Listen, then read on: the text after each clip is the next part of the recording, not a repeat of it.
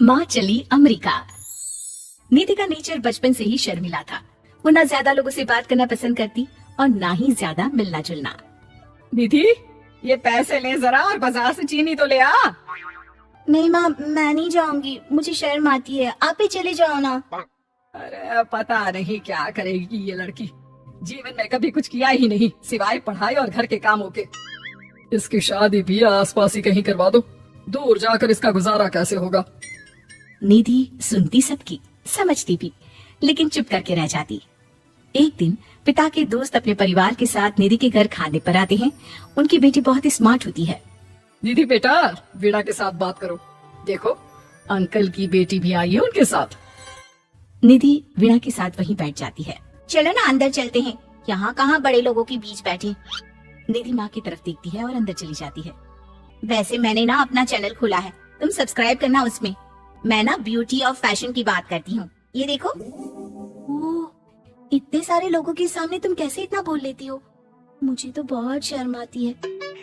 अरे शर्म कैसी। खैर, सीधी सादी सी निधि, उसकी शादी हो जाती है राकेश से।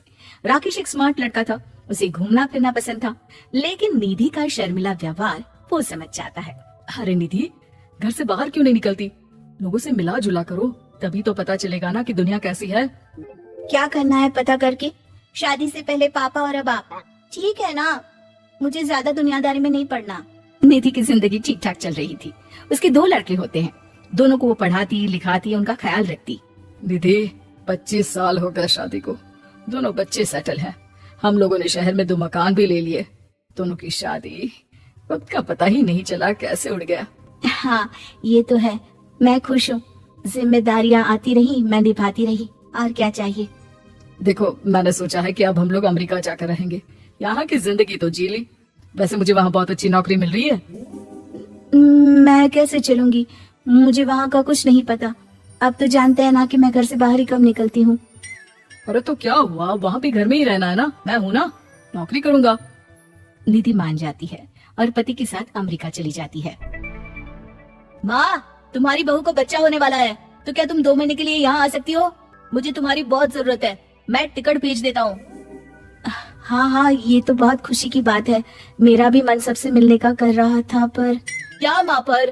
अब मैं आऊंगी कैसे? पापा से बात करती हूँ। देखो माँ, प्लीज बहाना मत बनाना, तुम जानती हो ना इस वक्त में मैं किसी पर भरोसा नहीं कर सकता हूँ।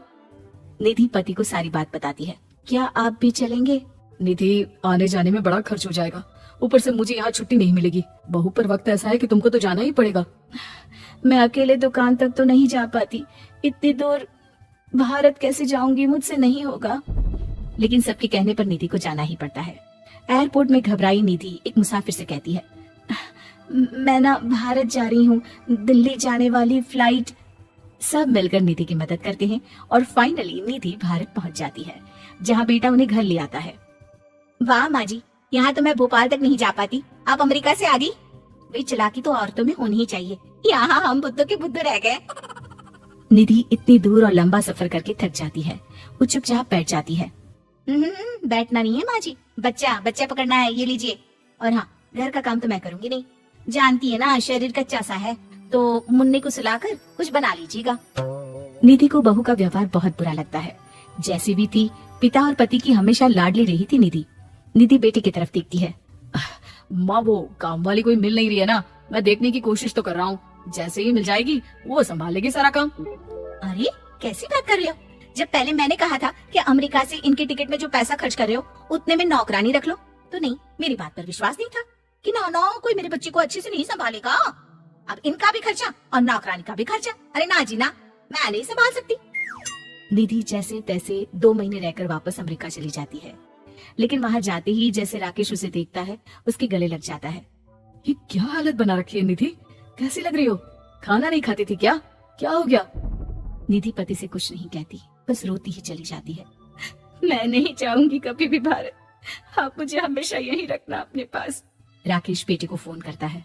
तुम्हारी माँ की जो दुर्दशा करके तुमने भेजा है ना, मुझे पता होता तो मैं अपनी बीवी को कभी तुम्हारे पास नहीं भेजता। पापा, आप तो रीना का नेचर जानते हैं ना, वो माँ पर हावी रहती थी, अब मैं तो ऑफिस चला जाता था।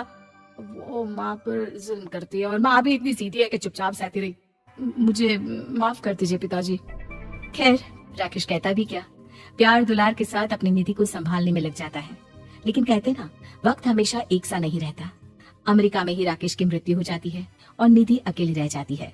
बड़ा बेटा कहता है, माँ भारत चलो ना, हम लोग साथ रहेंगे।